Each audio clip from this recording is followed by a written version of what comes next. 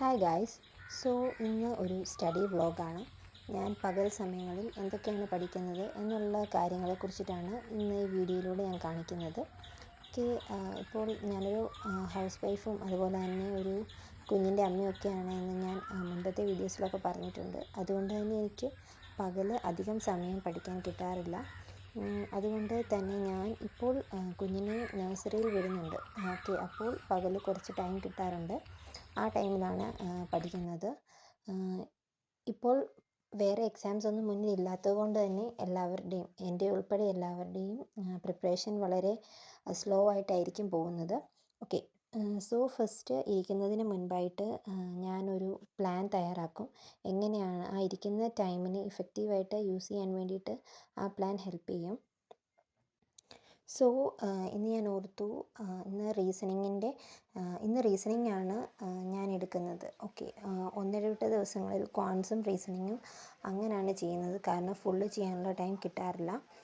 Okay, so ഇന്ന് എടുത്തത് റീസണിങ്ങിൻ്റെ ഒരു സെക്ഷണൽ ടെസ്റ്റ് ചെയ്യാമെന്ന് വിചാരിച്ചു.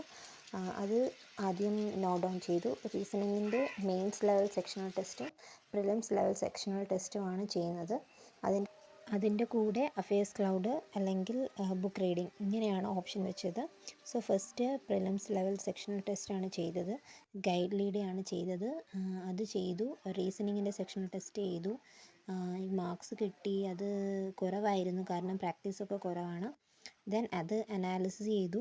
അത് അനാലിസിസ് ചെയ്തതിന് ശേഷം കുറച്ച് ടൈം കഴിഞ്ഞപ്പോഴേക്കും മടുപ്പ് ഫീൽ ചെയ്തു. സോ അതുകൊണ്ട് തന്നെ ദെൻ നെക്സ്റ്റ് എടുത്തത് അഫയേഴ്സ് ക്ലൗഡിൻ്റെ നവംബർ ഫസ്റ്റ് വീക്കാണ്. PDF ഇപ്പോൾ ഞാൻ പ്രിൻ്റ് ഔട്ട് എടുക്കുകയാണ് ചെയ്യുന്നത്. കാരണം ഫോണിൽ നോക്കി കുറേ ആകുമ്പോൾ ഭയങ്കരമായിട്ട് സ്ട്രെയിൻ ഫീൽ ചെയ്യുന്നു.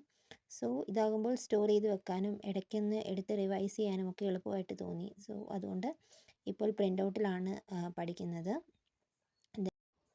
ഓക്കെ, ഇപ്പോൾ എക്സാംസ് ഒന്നും ബാക്കിയില്ല എങ്കിൽ പോലും വേറെ ഒന്നും പഠിച്ചില്ലെങ്കിലും കറണ്ട് അഫയേഴ്സ് സ്കിപ്പ് ചെയ്യാതെ പഠിക്കുന്നതായിരിക്കും നല്ലത്. പിന്നീട് അത് ഹെൽപ്പ് ചെയ്യും. അപ്പോൾ അത് കഴിഞ്ഞിട്ട് ഞാൻ പിന്നെ ചെയ്തത് റീസണിങ്ങിൻ്റെ മെയിൻസ് ലെവൽ സെക്ഷണൽ ടെസ്റ്റാണ്. ആൻഡ് അതിൻ്റെ റീസണിങ്ങിൻ്റെ സെക്ഷണൽ ടെസ്റ്റ് ചെയ്തു. ആൻഡ് എനിക്ക് വന്ന സ്കോർ എന്ന് പറയുന്നത് 8.7 ആണ്. 10 ക്വസ്റ്റ്യൻ അറ്റംപ്റ്റ് ചെയ്തു. 21 അറ്റംപ്റ്റ് ചെയ്തു. ദെൻ 8.7 ആണ് മാർക്സ് വന്നത്. ഓക്കെ, ദെൻ ഇതിൻ്റെ അനാലിസിസും കൂടിയുണ്ട്. ഇത് അനാലിസിസും കൂടി ചെയ്യുമ്പോൾ എൻ്റെ ടൈം ഏകദേശം തീരും. ഓക്കെ, അപ്പോൾ 3 മണിയാകും ടൈം. 3 മണിയാകുമ്പോഴേക്കും കുഞ്ഞ് തിരിച്ചു വരും. സോ അത്രയും ടൈമായിരിക്കും ഇന്ന് പകൽ കിട്ടുന്നത്. ആൻഡ് ഇത്രയുമാണ് എൻ്റെ ഒരു പകലത്തെ റുട്ടീൻ എന്ന് പറയുന്നത്.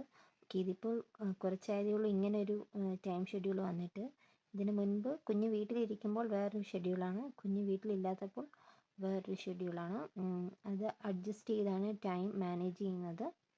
ആൻഡ് ഇത്രയേ ഉള്ളൂ. ആൻഡ് ഇപ്പോൾ ഞാൻ പസിൽസിൽ ഇത്രയും നാളും സർക്കുലർ സീറ്റിംഗ് ഒക്കെ അങ്ങനെ തന്നെ സർക്കിൾസ് വരച്ചിട്ടൊക്കെയായിരുന്നു ചെയ്യുന്നത്. ദെൻ ഇപ്പോൾ ത്രെഡ് മെത്തേഡും കൂടെ ഒന്ന് പഠിക്കുന്നുണ്ട്. സോ നിങ്ങൾ ആരെങ്കിലും ത്രെഡ് മെത്തേഡ് യൂസ് ചെയ്ത് പസിൽസ് സോൾവ് ചെയ്തിട്ടുണ്ടെങ്കിൽ ഏതാണ് ബെറ്റർ എന്നൊന്ന് കമൻറ്റ് ചെയ്യുക. ഞാനിപ്പോൾ ആ മെത്തേഡ് പഠിച്ചുകൊണ്ടിരിക്കുകയാണ്. ആൻഡ് അത് യൂസ്ഫുൾ ആണെങ്കിൽ ഞാൻ നിങ്ങളോടും ഷെയർ ചെയ്യുന്നതായിരിക്കും. And that's it. Thank you for watching. Bye bye.